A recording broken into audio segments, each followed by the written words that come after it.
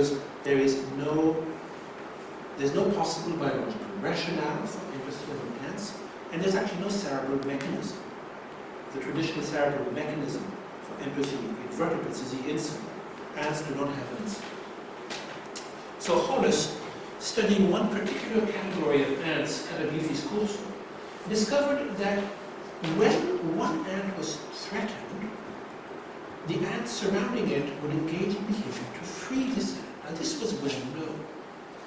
But what is striking is that they would not only try to pull the ant to rescue it. If the ant was held in a snare, they would actually target the snare.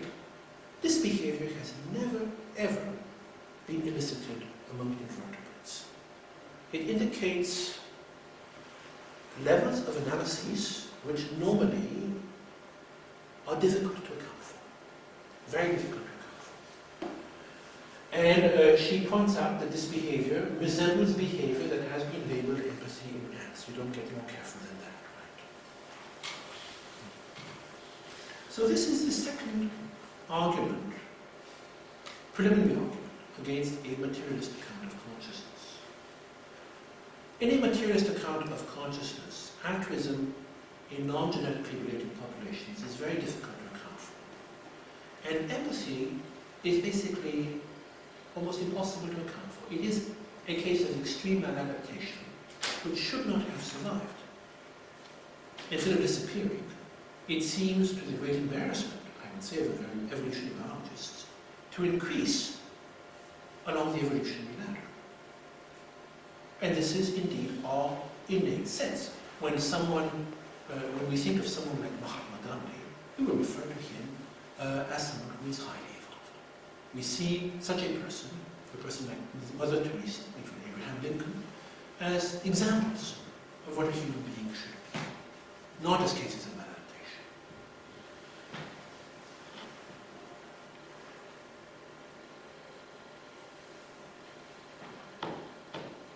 The third preliminary argument, and this is very recent, from developmental psychology, is the existence of pre-verbal unlearned ethics in infants. And these are infants under the age of 6 months. The study done at Yale.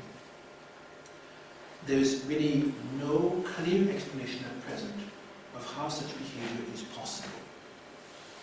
Karen Wynn and Paul Bloom found that pre-verbal infants, in other words, there's no cultural input, aged 6 to 10 months, clearly prefer an individual who helps another to one who hinders another. And in a more recent study, they found that this is extended to infants of 3 months of age. Now there is no clear mechanism a materialist can propose here for such a natural ethical preference. For that matter, there's no genetic mechanism of transmission of such a preference that we know of. The materialist has to propose a mechanism. Otherwise, materialism is just a dogma. And it will be my contention over these conferences, the first 3 conferences, that materialism is just a dogma, like any other dogma. Then a very strong argument in my personal book against materialism, perhaps because of my interest in languages all my life, is what is known as the poverty of stimulus argument, which we ought to know in Chomsky. Now, Chomsky never intended his analyses to foster a non-materialistic view. But Chomsky, whom, as you probably know, is one of the foremost linguists and one of the foremost American philosophers, albeit a very controversial one, is quite a while ago, it's in the early 60s, discovered that if you attempt to measure the amount of linguistic data a child receives, because children learn a language. If you have a daughter or son, that daughter or son learn to speak before going to school. And he or she learn to speak from you. So humans have provided data to him to learn how to speak.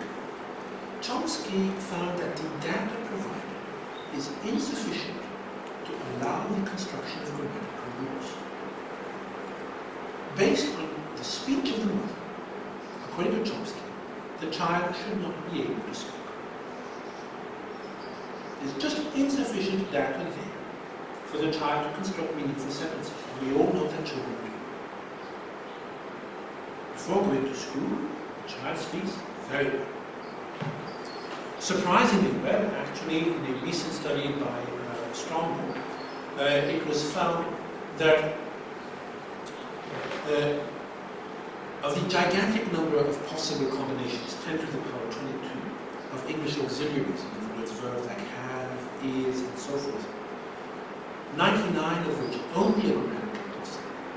Children who have not gone to school speaking without any formal training almost never make a mistake. Now this is extremely difficult to come from. If we adopt the materialist paradigm, the child is born tabula rasa, there's nothing. The mind is like, you know, your RAM disk after you have wiped it. Then data must arise from somewhere. So the child is there absorbing the words the mother says, looks at the mother's mouth, memorizes the words. But the amount of data the mother gives in sentences is insufficient for the child to extrapolate the means of language. The child should never be able to speak. And this, in the present state of linguistics, is pretty much established. Then Chomsky proposes a genetic mechanism for the transmission of language. Chomsky suggests what he knows as a universal language, which underlies all languages, somehow a sort of template of all languages, which we receive genetically, and which enables us to speak. The basic problem is that, under analysis, universal languages are either so vague that they have no content at all, or they are too specific and they do not account for languages, let's say like Tibetan, in which a verb comes at the end of the sentence instead of coming in the middle of the sentence as in English. It becomes impossible for a universal language to provide enough structure and to account at the same time for the variety of languages human beings have. Then how precisely does a child learn to speak? I'm sure an answer has arisen in your minds. I won't mention it since these are preliminary conferences, but clearly, if the poverty of stimulus argument is grounded, I really have to point out at present it is, the child has to bring structure with him from somewhere. And that structure, in the present state of knowledge, is not genetic. Otherwise, a child cannot speak, and we know he does speak. Past life habituation seems like a very strong. But if it is not that, our materialist friends have to provide an alternative. At present, there doesn't seem to be one. So, for such a wide-ranging theory as materialism, with, as we have started to see, and we shall see this afternoon and tomorrow, surprisingly little corroborating evidence, what precisely are the consequences of such a theory for a community? And are these consequences of benefit to the community or not? Now, this is a graffiti I saw in Chiang Mai a couple of years ago. I thought really it was marvelous. An infant, and the wisdom of infants is a shout for money. But this is perhaps the main result of the materialist outlook for society, a focus on the here and now, at the expense of everything else. And this is rather far-reaching for us as individuals and for societies. So let us try to see what the consequences of materialism are, socially. And then we shall further our investigation to whether it's a legitimate viewpoint or not this afternoon. For the materialist, happiness is contingent on the control of sensory input, as we said.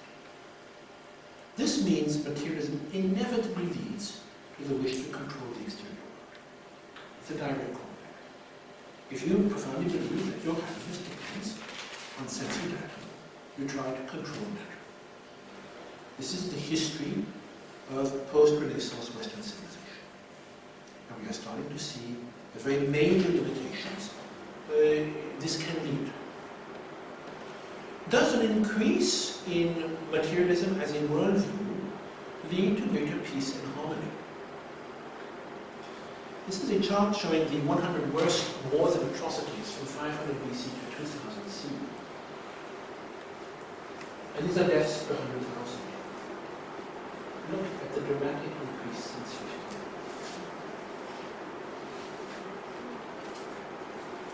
This is from some of Steven Pinker's conferences, the Latin masterclasses. And even taking into account the fact that perhaps we have less documentation about wars in the past than nowadays, this is a very troubling day.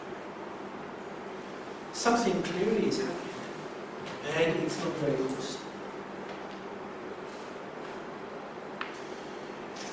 And then, obviously, materialism begs the question, if indeed, as I said, happiness is contingent on safety and input, is there a relationship between materialism and happiness and material welfare? Australia as a society is built on this premise. The entire welfare system is built on the premise that your happiness is contingent on material help. And if you don't have enough material help, the state will provide. Then, is this a true premise? Or is this premise underlies the Australian welfare state? It also underlies all European welfare states? What welfare there is in the United States? Then I know when I speak of welfare in Australia, it's a sensitive topic, so my apologies. But it does have to be addressed. And actually, there are studies in the topic. And these studies are very cosmic.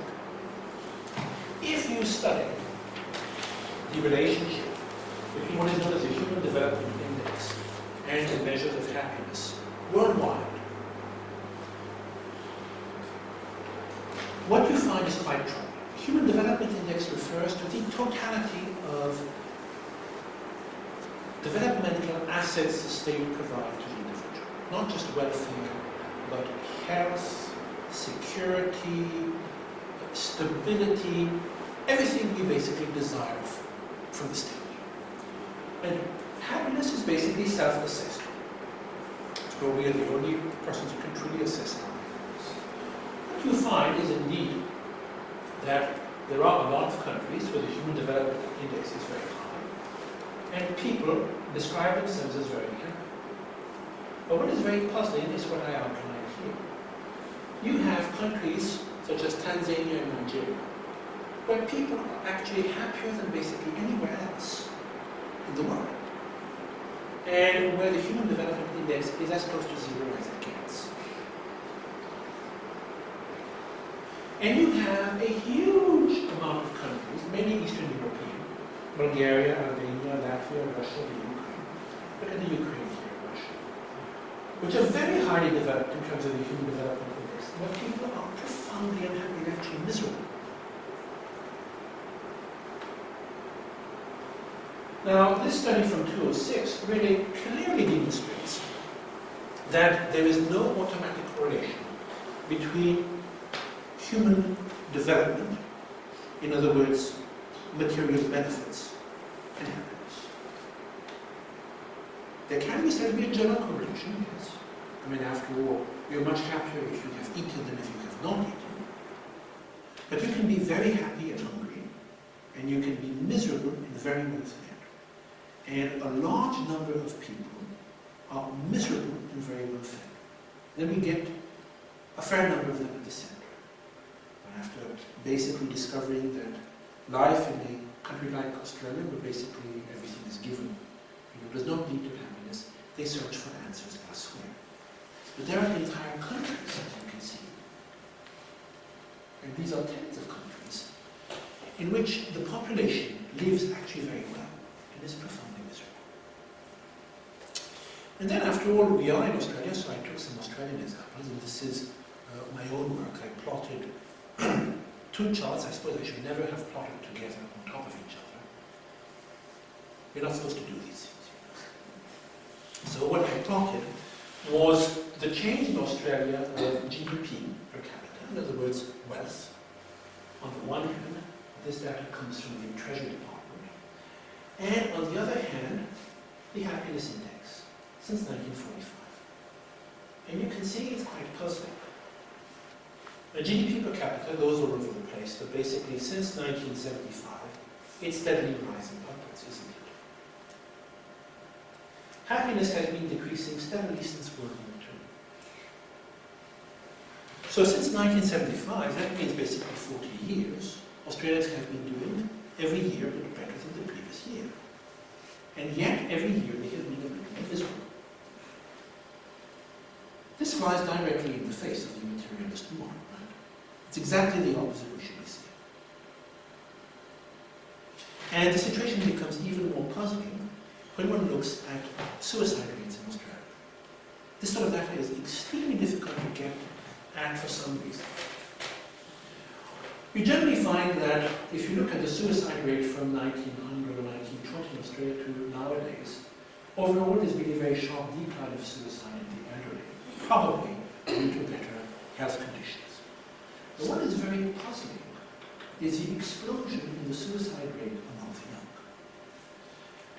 In the 15 to 24 age group, we passed from 6 deaths per 100,000 in 1907, when conditions were quite harsh in Australia,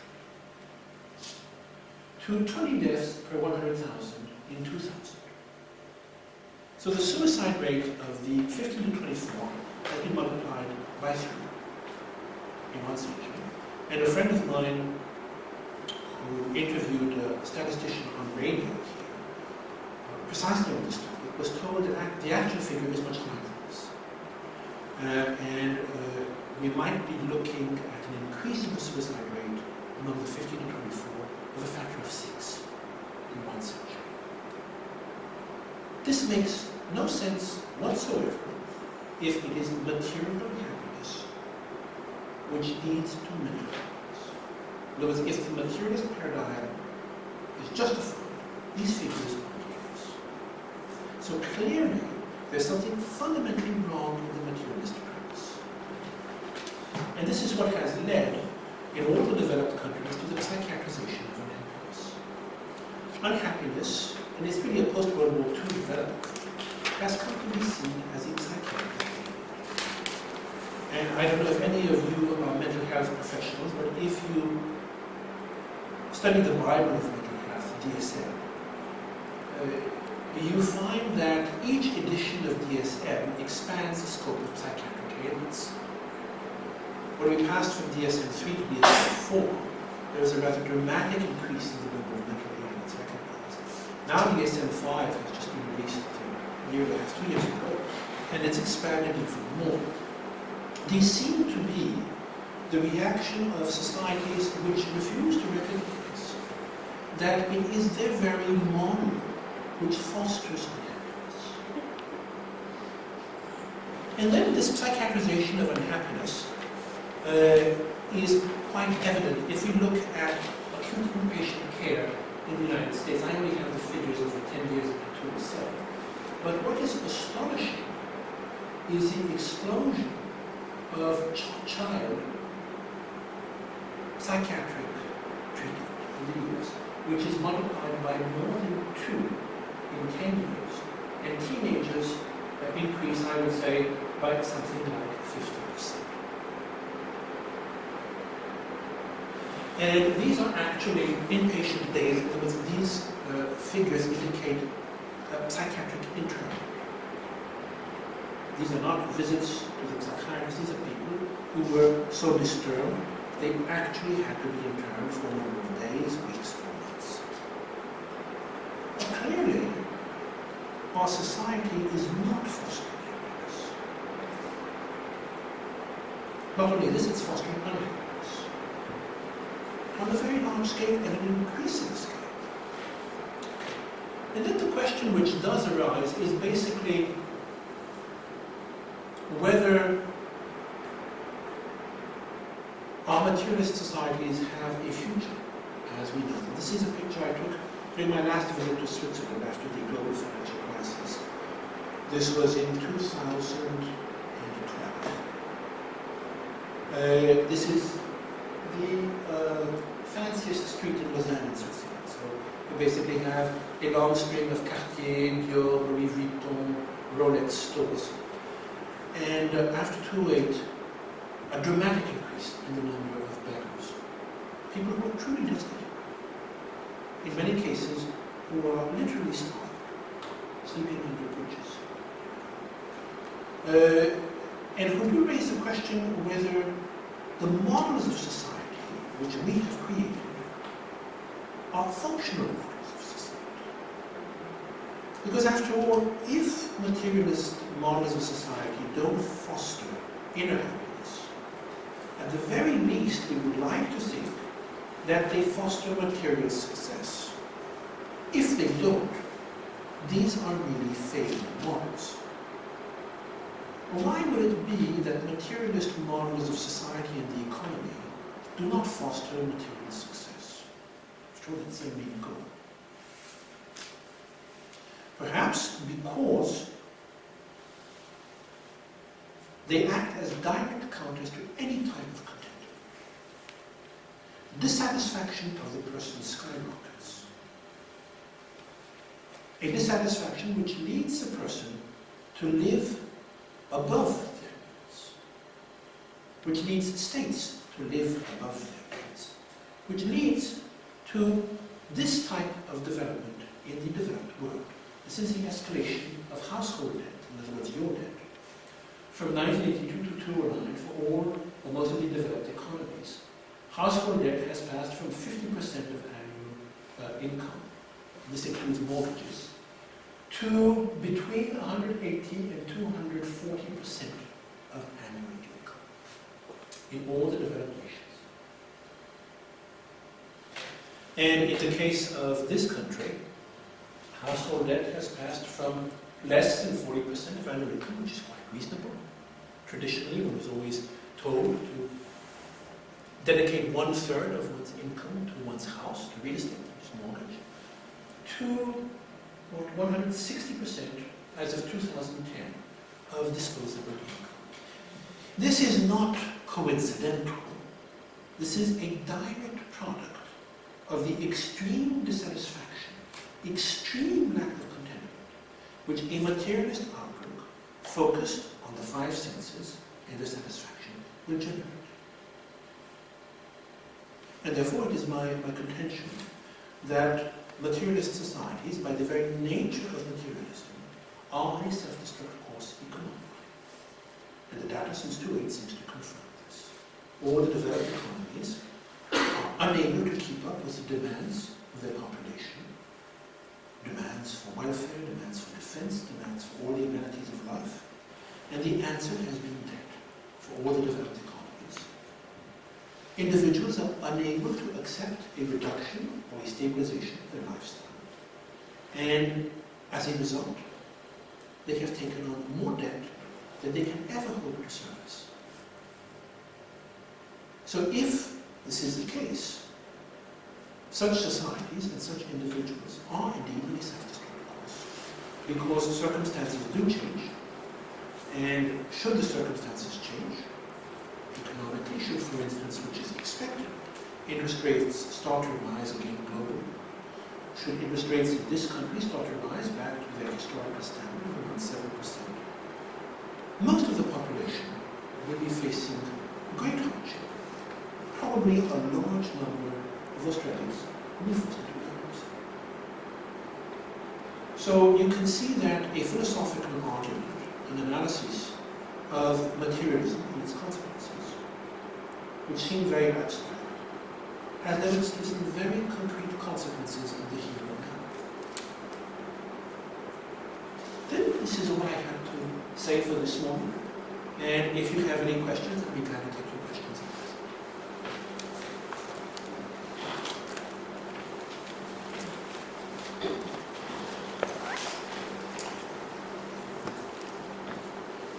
Thank you for that, Ilia. Very interesting. On that diagram, the diagram you showed us of the happiness index, where does Tibet lie? Sorry? Where does Tibet lie? It isn't there. Right? Tibet is not in the Off the graph. Tibet is not on the graph. Tibet is part of China, unfortunately, politically. I'm not even sure where China lies. We have to sort of look up close. Might be. Is that CH by H? Yeah. So it's probably here. That seems quite high up in the human development index for China. It doesn't matter. It doesn't matter.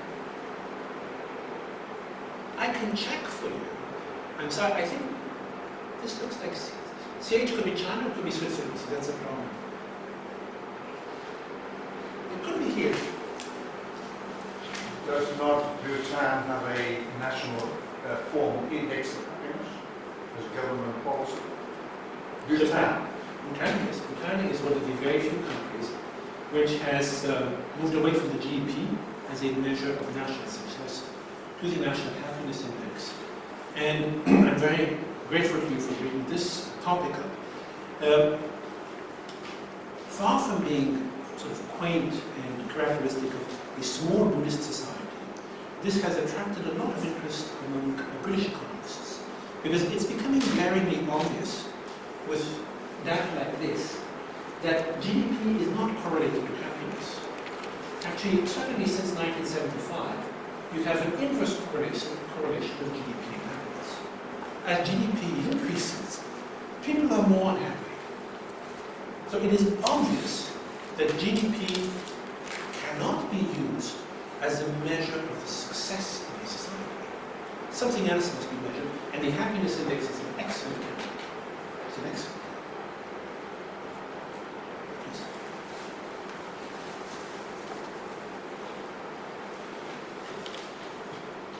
Ilia, I think there are studies available which show that money is important up to a certain point, and then it ceases to have any bearing at all. I think that points around sort of in Australia $50,000, $60,000. So it's really saying that once a family can provide the basic essentials and be comfortable, it's economical, then money makes almost no difference to them.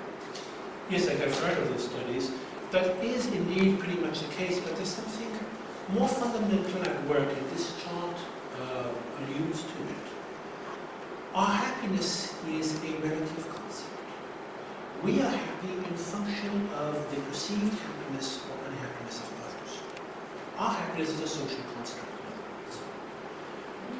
If everyone around us doesn't have running water, and we happen to have a small chemical toilet, that's in the village, we are very happy. Because relative to others, we have a little bit more. If everyone, let's say in Australia, owns his own house, irrespective of the amount of debt they have incurred to do so, and we rent, we are unhappy and feel unworthy because we feel inferior to the standard of society. So there's quite a bit of data coming out which shows that human happiness is heavily dependent on the perceived happiness of others. Then, yes please. Oh, that's okay, I can wait. Please. And this is a very Buddhist perspective, isn't it? Yes, please. How is Bhutan's happiness measured? I don't remember the details. They take into account a large number of factors which GDP does not take in. They do take into account GDP, but they also take into account health. They do take into account reported happiness of the citizens. I think they take into account life expectancy. Then it's a work in process, obviously, but it's the first time, and it's just quite recent, in the last 10 years, I believe. Isn't that so? It's the first time that an independent country has tried to use a non-economic measure for the success of its policies. And that really seems, to me personally, like the way forward. Yes. Do you know where they got their idea from to do that? Well, the policies in Bhutan are heavily influenced by the previous king of Bhutan and the present king of Bhutan. And they draw very heavily on Buddhist principles. The king of Bhutan is considered by many Bhutanese as the Dharma king. he has explicitly acknowledged the inspiration of the king of Thailand, King Bhumibol of Thailand, who tried to foster development in Thailand on Buddhist principles. With mixed results, since I think the Thais, have fallen in love with Western consumerism. But when the young prince at the period of Bhutan visited Bangkok some 10 years ago, he expressed his admiration for the king and specifically mentioned that he was drawing on the king's work for Thailand, for his own development projects for Bhutan. As you know, in the case of Bhutan, access to Bhutan is restricted, which means one must demand a visa. The visas are limited in numbers. The goal is to limit the number of Western tourists. One of the goals of Bhutanese social policy is to limit differences in the population and to limit competitiveness. So, for instance, all the Bhutanese by law must wear the national costume in public. And the national costume is pretty much made of the same fabric, whether you're rich or poor. And you can wear blue jeans or whatever you want privately. As a result, social hierarchy in public does exist, but its markers are far less obvious. And this seems to have a very big impact on mental health. And the same thing is known with schools in the West. As those of you who have children, certainly in Europe, I think in Australia too, there is a big return to the compulsory uniform in schools, because in the 60s and 70s it was felt that this was a burden on children, so it's an authoritarian burden. And it was found that when the dress code was liberalized, children started to compete with each other. The brands obviously, manipulated each other. And the end result was an explosion in competitiveness and tension with children. So now, in Switzerland, for instance, a lot of schools which had abandoned the dress code have reproduced it. Does that answer your question? Oh, yes, no, thank you.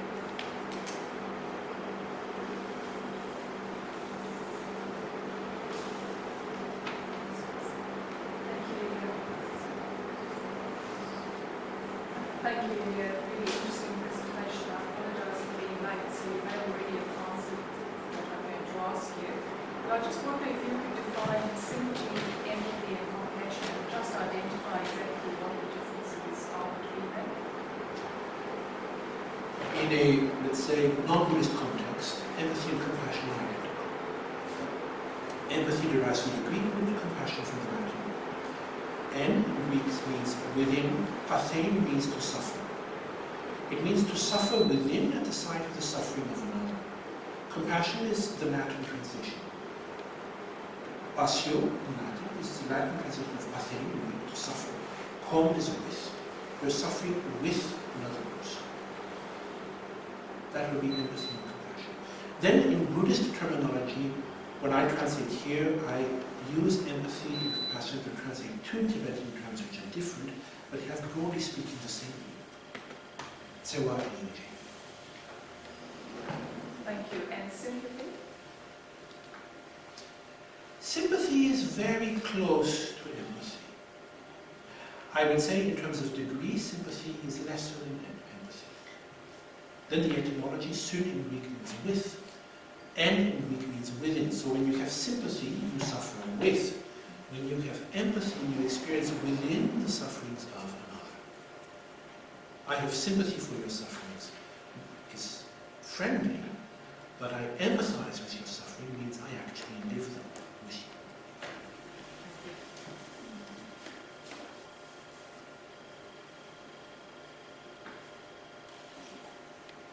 The self-sacrifice of insects, could that not be an argument for nihilism rather than empathy? That there's just a mindless act of self. How could it be? How would you see it as an argument for nihilism? Just a self-destruction rather than thinking of the greater good. Obviously, we have no access to the minds of insects. For that matter, we have no access to each other's minds. But what we notice with insects and St. Anne's is two things. On the one hand, when the community is not threatened, and they themselves are threatened, they fight for their own survival. But when the community is threatened, they will sacrifice their own survival for the community. When you put those two together, it clearly seems that the ant, on the one hand, is attached to its own survival, but is ready to put itself behind the survival of the community. Now this, in terms of behavior, it has to be termed collective behavior for sure, and probably compassion. Then obviously, sociobiologists would find a biological mechanism. In the case of ants and bees, the biological mechanism haploidiploidy does exist. I have always felt personally it's very stretched, to put it mildly. But as you move upwards, when you reach the primates, genetic mechanisms, as we know them, collapse. Because all the genetic mechanisms are rooted in the idea that if you have a tribe, the level of genetic commonality is so high that if one individual sacrifices for the tribe, that individual's genes are still carried on by the tribe. Then that works when you have very high levels of genetic interrelatedness. That was the naked monad of Somalia. We would say communities which are highly integrated. By the time you reach primates, statistically it doesn't work. One primate is sacrificing his life and the certain transmission of his genes for a very hypothetical transmission because he is related, as a cousin of a cousin of a cousin of a cousin of a cousin for somebody. There's a very famous British geneticist, Haldane. He was a disciple of Darwin, and he put this in terms of a joke during a meeting with some friends. Then I have to paraphrase it because I don't remember the details. Haldane said to his friends at the pub, "I would definitely jump into the Thames to save 3 brothers, but I would never jump into the Thames to save 3 of my cousins." In other words, for 3 brothers, Haldane felt that genetically it made sense, but for 3 of his cousins it didn't make sense. Then I don't know if any of you holds these lines of reasonings before helping others, and if you do, forgive me, but I don't want to have a cup of coffee with you. Because this is quite frightening in my book. Yes, please. What's your personal view for, or what's the explanation, your personal explanation for our ability and animals' ability to have what I suppose might be called inherited traits? For example, I like to use my little rabbit as an example. It has a lot of, has a lot of behaviours that would be well adapted. Who is this? A little rabbit. A rabbit, okay. So she behaves as if she lives in a sand environment, by digging and so on. She has all of these other different behaviours that I've read about that are common to all rabbits, but they don't make sense when she lives in an indoor environment. So what do you think are these things that, what do you think the explanation is for what biologists might call an inherited kind of behaviour or something like that? Personally, I think there are 3 factors. The first is genetic. Sociobiologists have a case. They overstate it, but they have a case. Behavior can be transmitted genetically, that is proven. But not all behavior is. That's where they overstate the case. The second factor they systematically ignore is culture. Culture exists among animals.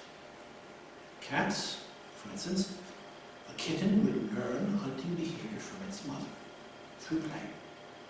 It's clear that this is culture functional to transmit behavior. The third, in my opinion, is reincarnation. Then, I will not mention the case during this symposium, but I did cover at TBI the case of two monozygotic twins, in other words, twins with exactly the same genetic material, which was studied by Stevenson, and which both had memories of past lives. Now, the monozygosity was established through serum tests.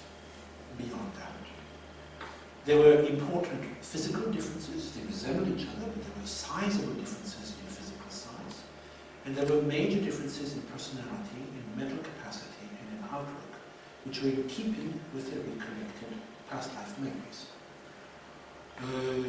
One of the two remembered being a very pious young child in Sri Lanka who attended the Buddhist temple regularly and was killed, I believe, in a car accident.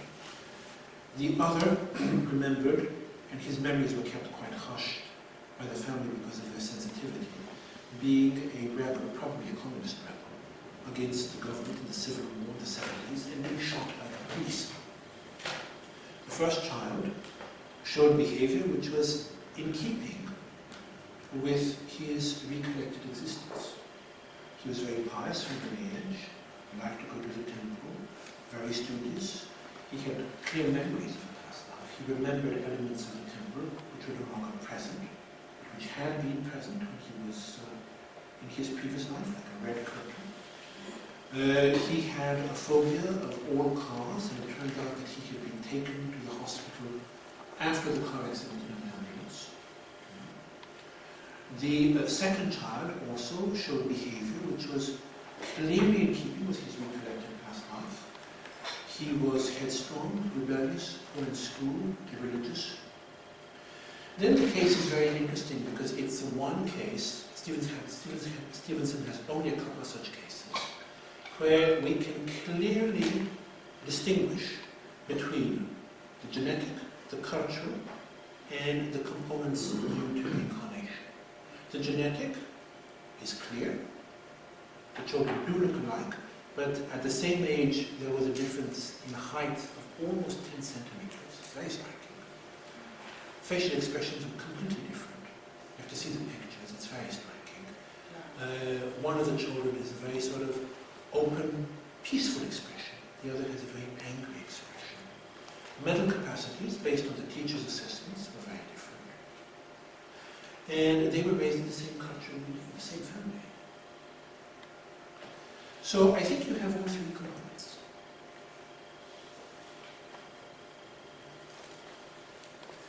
Sorry, in that situation, why would the bardos of those previous two people seek the same appearance? We cannot say different. We cannot say. I mean, that we'll talk about the mechanism of karma in the fourth conference. I've done some preliminary work on analyzing karmic mechanisms in the case of some of Stevenson's cases. You'll see it's very complicated. It goes way back. It's very difficult to know. Very difficult to know. We simply don't have the data. I mean, it is said that through meditation, eventually one reaches a point where one can go back in one's own past lives. And then one can see the past lives of others. Then, at a certain point, these causal links do become apparent. I can't provide more of an answer to your question. Would it be important to ask you whether in your meditations you've had any inklings of past lives? You don't have to answer that if you wish to. I really can't answer the question, I'm sorry. Everyone has images. Whether these images are meaningful or not, it is very difficult to say. Very difficult to say. I would say that basically the proof is in the pudding. So those of you who are interested in Buddhist thought, the pudding is meditation. If you meditate, if you do retreats, everything else being equal, experiences will come. Then when the experiences come, you will have certainty. Until the experiences come, it's all very indirect. And most of my teachers had clear memories of past lives. It was quite common in the monastery. I know of former disciplinarian of Sarajevo, a young monk, very fine monk, He told me as a little boy he had led his mother in India to the monastery. He was 4 years old and he pointed out his former room. He remembered the whole pathway. Then he said to his mother, a little 4-year-old, that he wanted to become a monk, he wanted to return to where he had been. And what could the parents say? He's a remarkable young monk. During my studies, I saw many times within reincarnate monks you have authentic reincarnations and false reincarnations. You have both. It's a social system. Sometimes someone who is not the reincarnation of a great practitioner gets recognized, nonetheless. Sometimes someone who is a reincarnation of a great practitioner never gets recognized.